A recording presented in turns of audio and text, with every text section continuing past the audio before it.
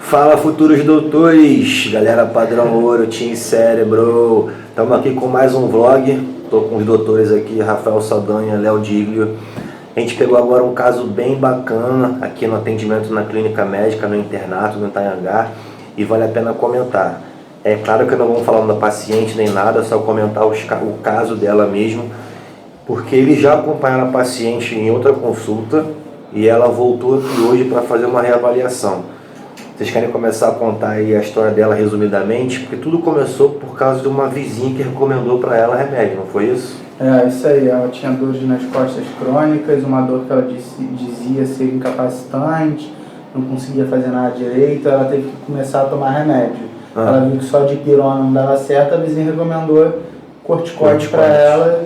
Então olha só como é que os vizinhos, os amigos têm poder para as pessoas se automedicarem. A vizinha recomendou o corticoide para ela, que é um anti-inflamatório potente pra caramba.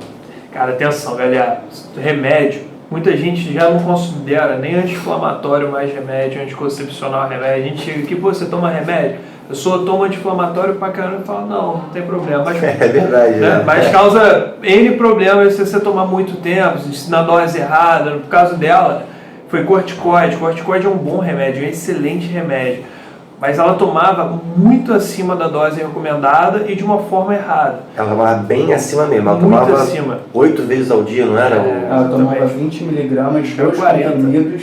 2 comprimidos de 20, exatamente. 8 vezes ao dia. Ela tomava prednisolona, né, numa dose cavalar. 2 comprimidos 2 vezes ao dia. E pior, quando a dor melhora, ela parava abruptamente. Então isso assim, isso causa uma disfunção adrenal absurda. Ela teve exatamente isso. Ela foi parar no pronto-socorro, teve 2 paradas cardíacas, já foi quase considerada morta. Então olha a consequência de uma recomendação da vizinha. E se você é vizinha, não recomenda. De novo, é verdade, não faça isso. Então, devido a essa dose cavalar, ela teve uma insuficiência da glândula suprarrenal, e aí teve uma parada cardíaca, e aí? O que aconteceu depois? O que a gente chama dessa condição que ela teve também foi uma síndrome de Cushing iatrogênica. Isso. Iatrogênica por quê? Porque é ela mesma que se causou isso. Isso, síndrome de Cushing é uma síndrome de excesso de cortisol,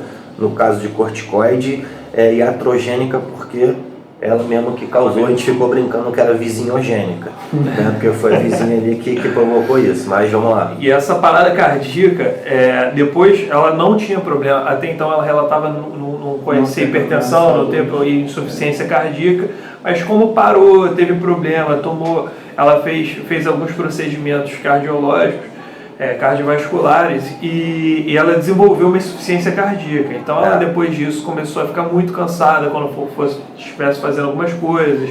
A dor nas costas, porque ela parou o remédio, piorou, talvez tenha piorado ainda mais por causa dessa disfunção do corticoide. E ela chegou aqui pra gente com um quadro completamente descompensado de insuficiência cardíaca. A gente ouviu o pulmão dela cheio d'água. Não foi hoje não, foi na outra consulta. Foi na outra consulta. Ela chegou com falta de ar. Perna completamente inchada. Pernas inchadas, as 2 pernas, e aí os meninos fizeram, né? São crianças, né? Fizeram a ausculta pulmonar e acharam o que a gente chama de estertor crepitante, né? Que é o pulmão encharcado de líquido, que o coração estava descompensado dos 2 lados. Também tinha falta de ar e os membros inferiores estavam inchados, que também é sinal de um coração aí insuficiente, descompensado. O que mais vocês acharam aí? O legal na história dela é que ela tinha uma história bem característica de dispneia paroxística noturna. Que é quando você está dormindo e no meio da noite do nada você acorda com uma falta de ar. Ela fuma bastante. Então ela falou, eu tava com medo de ser enfisema, de alguma coisa ter estourado no meu pulmão. Aí a gente explicou para ela que não, isso muito provavelmente é por causa do coração dela que não está trabalhando tão bem como deveria. E para ajudar, ela fuma. Hoje, que ela está um pouco mais controlada, ela fuma um maço de cigarro por dia. Então, a gente já contou aqui um outro caso que a outra paciente fumava 3 maços, né? Você vê que o tabagismo prejudica muito. E foi legal que o Léo falou que esse sinal de dispneia paroxística noturna, quando o paciente acorda por falta de ar, isso é característico de coração insuficiente descompensado, né? E aí, hoje a gente avaliou ela, vamos falar do hoje, ela estava bem, sim, estava normal, só que ela faz um uso de muitos remédios, eu vou depois colocar aqui para comentar para a galera. Acho que ela toma uns 6, 7 remédios, né? Ela tem hoje o que a gente chama de hipertensão refratária, né? Isso, a pressão dela é difícil ser controlada, né? Então ela tem que fazer um uso maciço aí de medicamentos. Só que exame físico dela hoje, como é que estava? Ela estava em bom estado geral, lúcida orientada no tempo e espaço, tá cianótica, não estava com extremidade azulada, nictérica, não estava amarelada, estava corada, estava hidratada. O que mais? Na parte respiratória, hoje também tinha os estertores em base, que é sinal de pulmão, né? Com congestão, com líquido ali retido por causa do coração que está insuficiente. Frequência respiratória normal, eu contei, estava 18. E na parte cardíaca, que vocês viram também, como é que estava? Na parte cardíaca tinha o que a gente chama de ritmo em 3 tempos, e que além da primeira bulha e da segunda bulha que todo mundo tem o B4, que é muito comum em paciente hipertenso já com alguma disfunção na diástole, que é o relaxamento do coração. Isso é interessante, foi mal. Quando a gente faz a ausculta cardíaca, a gente tem que ouvir o tum-tá, né? São as 2 bulhas cardíacas. A gente pode ouvir também a B3, que é uma outra bulha que não tem normalmente, e a B4, que também é outra bulha normal, né? Quando o paciente tem B4, quando a gente vai ouvir o coração, ao invés de fazer tum-tá, o som é trum-tá. Né? É difícil ouvir, mas com o treino a gente tem que conseguir pegar. Então ela tinha esse trum-tá ao invés de tum-tá. Você ia falar alguma coisa? Não, eu ia falar exatamente isso. Então já fechou aí. Fechou aqui, pai bola. Beleza. E na parte abdominal, ela tinha uma barriga inchadona, né, mas estava flácida. Indolor, não tinha nenhum órgão aumentado, mas vocês acharam que tinha líquido. Teve uma briguinha que tem líquido, não tem líquido. Os dois ficaram brigando aqui para ver se tinha líquido no abdômen ou não. A única coisa que pode dizer que não tem é ultrassom, aí depois a gente vê. Foi na base do exame físico mesmo, mas não era nada assim tão gritante ao ponto de chamar a atenção. E como é que estavam os membros inferiores dela? Ela estava com a perna esquerda inchada, né? Ela tinha edema de membros inferiores, mais do lado esquerdo, mais evidente do lado esquerdo. A gente fala que o pulso pedioso dela era palpável, ou seja, o sangue estava vindo lá de forma correta, a temperatura da perna estava correta, mas a única coisa ela tinha a insuficiência cardíaca faz inchar as pernas, por uma insuficiência do coração mesmo. E ela ainda tinha isso seria um sinal que ainda está um pouquinho descompensada, mas a gente organizando tudo consegue botar o paciente na linha. Eu acho legal também, esse próprio sintoma dela, é que uma das pernas era um pouco mais inchada do que a outra. Que nesse mesmo quadro, essa perna tinha um pouquinho de manchas um pouquinho mais coradas, que a gente chama de manchas hipercrômicas, e tinha algumas feridinhas ainda no local, como se fosse em cicatrização. Isso muitas vezes, quando a gente pode ver no paciente, às vezes esse paciente ele teve uma infecção naquela perna, como alguma erisipela bolhosa ou algo do tipo, e essa infecção fez com que esses germes pudessem destruir alguns vasos linfáticos, causando algum tipo de linfedema crônico naquela perna. Então essa perna pode ser cronicamente inchada. A gente tem que prestar atenção, sempre comparar um lado com o outro, né? Porque se fosse só o coração falhando a causa, as 2 pernas seriam iguais. Mas como tinha o membro esquerdo aumentado, a gente tem que pensar em outras coisas que estão piorando ali o quadro. Agora, interessante chamar a atenção, essa paciente tem 55 anos, 58, e ela já começa a apresentar sinais de demência, né? Assim, quando a gente fala de demência na medicina, ela começa a apresentar alguma síndrome demencial de que leva a esquecimento, né? Alzheimer é um tipo, a gente tem Parkinson que é outro tipo, demência senil, demência vascular. E aí, como a gente falou que ela estava tomando muitos remédios, a gente também tem que tomar cuidado para que esse quadro não avance, né? Que ela passe a esquecer várias coisas, que ela deixe de tomar os remédios e piore o quadro cardíaco dela, que é o que pode levar ela a ter um infarto, uma parada cardíaca, então é o mais grave.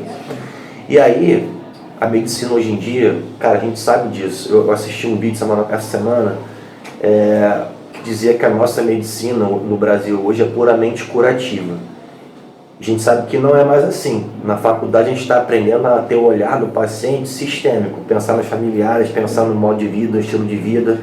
Então, o filho dela veio hoje aqui para a gente fazer o quê? Orientá-lo para ajudar a cuidar da mãe e ajudar a não esquecer os fármacos. Então vale a pena a gente chamar a atenção, porque a gente não está aqui, o médico hoje em dia, gente, não é só para prescrever e entupir o paciente de remédio, não. A gente, na verdade, não quer que ele tome muito remédio.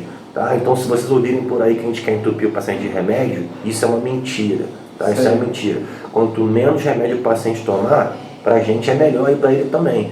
Então, a medicina hoje em dia, ela é sistêmica. A gente tem que olhar o ambiente socioeconômico, o ambiente familiar, e é isso, tá? Menos remédio, mais exercício, mais dieta. Isso. Até outra coisa importante também, Rafael, que vai ser cirurgião, né? A gente sabe disso. Rafael, quando você pega um paciente, para botar o paciente na mesa e para operar, é a primeira opção ou é a última? Ó, a gente não combinou nada. É a primeira opção ou é a última a operar? Pô, a gente acabou de combinar essa coisa. Não podia falar. Você queria... Não, é a última que a gente combinou. Não, é a última, com certeza, é a última. A gente tem... Existem o que acontece? Tem um grande problema que isso varia muito. De uma forma geral, sempre é a última, né? Existem alguns casos específicos, por exemplo, no apendicite, hoje em dia eles estão tentando tratar sem cirurgia. O cara vai para a UPA, dá um monte de analgésico, tira a dor do paciente, mas são casos muito específicos.